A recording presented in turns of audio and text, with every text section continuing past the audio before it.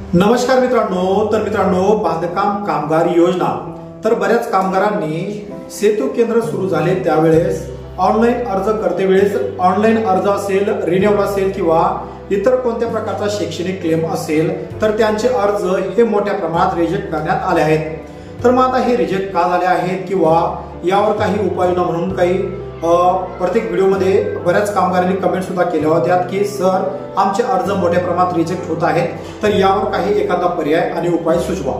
तर मित्रांनो, त्यांचीच ही संपूर्ण अपडेट माहिती आपण लक्षात घेऊन आजचा हा महत्त्वाचा व्हिडिओ बनवणार आहोत। तर बऱ्याच कामगारांचे अर्ज हे रिन्यूअल बरेच दिवसापासून पेंडिंग होते, त्यांचे अर्ज हे निकाली काढण्यात आले आहेत आणि काही जे कामगार आहेत या कामगारांचे अर्ज हे रिजेक्ट सुद्धा करण्यात आले आहेत। तर मग हे रिजेक्ट का झाले किंवा आता जे कामगार नवीन अर्ज करणार आहेत यांचे अर्ज सुद्धा पुन्हा रिजेक्ट होतील का, त्याचबरोबर जे अपॉइंटमेंटच्या ज्या तारखा आहेत या तारखा खूप जास्त लांबच्या मिळत आहेत, तर यामध्ये मोठा संभ्रम सुद्धा निर्माण झाला।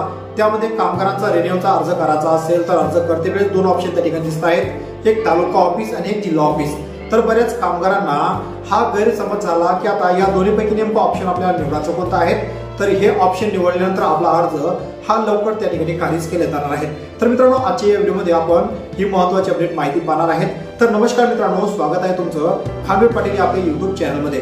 तर मित्रांनो, आजच्या या व्हिडिओमध्ये आपण संभ्रम हा कसा निर्माण झाला आणि याची उत्तरामध्ये काय माहिती द्यायची आहे हे पाहणार आहेत। तर हे पाहण्यासाठी मित्रांनो, चॅनलवर तुम्ही पहिल्यांदा असाल चॅनलला सबस्क्राईब करून बाजूला असलेल्या बेल आयकॉनला नक्कीच प्रेस करायचं आहे अशाच प्रकारचे महत्त्वपूर्ण अपडेट व्हिडिओ तुम्हाला भेटत राहण्यासाठी।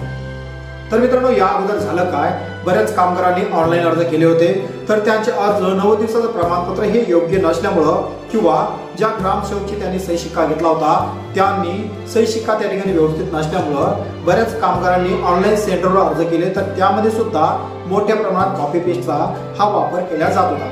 तर मग त्यासाठी सेतू केंद्र तयार केले, सेतू केंद्रामार्फत सुद्धा त्यांचे अर्ज मोठ्या प्रमाणात रिजेक्ट हे होत गेले। तर हे रिजेक्ट का झाले, तर त्या ठिकाणी ज्या 90 दिवसाच्या ज्या तारखा घेतल्या होत्या या तारखा कमीत कमी 120 दिवस प्लस या तारखा असणं गरजेचं आहे। या तारखा जर त्या ठिकाणी व्यवस्थित टाकल्या असेल तर त्यांचे अर्ज हे नेहमीच ऍक्टिव्ह झाले आहेत आणि त्यांचे अर्ज हे मंजूर करण्यात आले आहेत। ज्यांच्या तारखा हा 120 दिवसाच्या आतमध्ये भरल्या असेल त्यांचे अर्ज हे रिजेक्ट करण्यात आले आहेत। तर मग आता राहिला मुद्दा हा तालुका ऑफिस आणि जिल्हा ऑफिसचा। जर तुम्ही ऑनलाईन अर्ज करते वेळेस जर तालुका ऑफिस निवडला असेल तर तुम्हाला त्या ठिकाणी 1 महिना उशिरा तारखा मिळाल्या, कारण की तालुका ऑफिसवर अर्जाची अद्यापही झुंबड आहे आणि त्यांचे अर्ज हे चेक करण्यासाठी वेळ लागत असल्यामुळे तारखा या त्या ठिकाणी वाढून मिळत आहेत। तर मग त्या ठिकाणी दोन ऑप्शन मिळत आहेत, एक जिल्हा ऑफिस सुद्धा मिळत आहेत। तर तुम्ही जिल्हा ऑफिसचा सुद्धा त्या ठिकाणी वापर करू शकता। जिल्हा ऑफिसची जर तारीख घेतली तर तारीख तुम्हाला जवळची मिळत आहेत आणि त्याचबरोबर डायरेक्ट जिल्हा ऑफिस म्हणजे जी 2 नंबरची स्टेप असते, एक तालुका ऑफिस आणि एक जिल्हा ऑफिस। जिल्हा ऑफिस मध्ये जर व्हेरिफिकेशन केलं तर तुमचा अर्ज कमी दिवसात त्या ठिकाणी मंजूर केला जाणार आहे। आणि सर्वात महत्त्वाचा मुद्दा म्हणजे जे 90 दिवसाचं प्रमाणपत्र तुम्ही घेतलं, जर तुम्ही कॉन्ट्रॅक्टरचं 90 दिवसाचं प्रमाणपत्र जर घेतलं असेल तर त्या प्रमाणपत्रासोबत कॉन्ट्रॅक्टरचा जे लायसन असेल ते लायसन सुद्धा जोडणं अनिवार्य ठेवण्यात आलं आहे।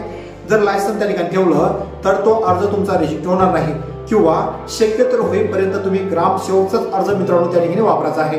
ग्रामसेवकचा अर्ज हा स्थानिक लेवलवर असल्यामुळं ग्रामसेवक त्या ठिकाणी लेटर जर मागायचं काम पडलं तर ग्रामसेवक त्या ठिकाणी बांधकाम ऑफिसमध्ये लेटर सुद्धा मित्रांनो पाठवू शकणार आहे। तर अशा प्रकारे तुम्ही रिन्यूअलचा अर्ज जर करता असाल तर आणि 90 दिवसाचा हे फॉर्मेट आणि त्याचबरोबर तुम्ही नवीन अर्ज जर करता असाल तर अशा प्रकारे तुम्ही अर्ज करायचा आहे, जेणेकरून तुमचा अर्ज हा रिजेक्ट होणार नाही। आणि राहिला प्रश्न मित्रांनो क्लेमचा, तर क्लेम करतेवेळी जेही डॉक्युमेंट तुम्ही त्या ठिकाणी अपलोड करणार आहात संपूर्ण डॉक्युमेंट हे ओरिजिनल स्वरूपातच अपलोड करायचं आहे, जेणेकरून तुमचा अर्ज कुठल्याच प्रकारे रिजेक्ट होणार नाही। तर मित्रांनो, अशा प्रकारे तुम्ही तिन्ही फॉर्मेटमध्ये अर्ज करू शकता। तर मित्रांनो, आशा करतो व्हिडिओ तुम्हाला आवडला असेल, व्हिडिओमधील माहिती तुमच्यासाठी इन्फॉर्मेटिव्ह असेल। व्हिडिओ कसा वाटला नक्कीच कमेंट बॉक्समध्ये कमेंट करून कळवायचं आहे। चॅनलवर पहिल्यांदा चॅनलला नक्कीच सबस्क्राईब करून बाजूला असलेल्या बेल आयकॉनला सुद्धा नक्कीच प्रेस करायचं आहे। तर थांबतो, वाट पहा पुन्हा एका नवीन योजनेची नवीन व्हिडिओची। तोपर्यंत जय जवान जय किसान जय महाराष्ट्र।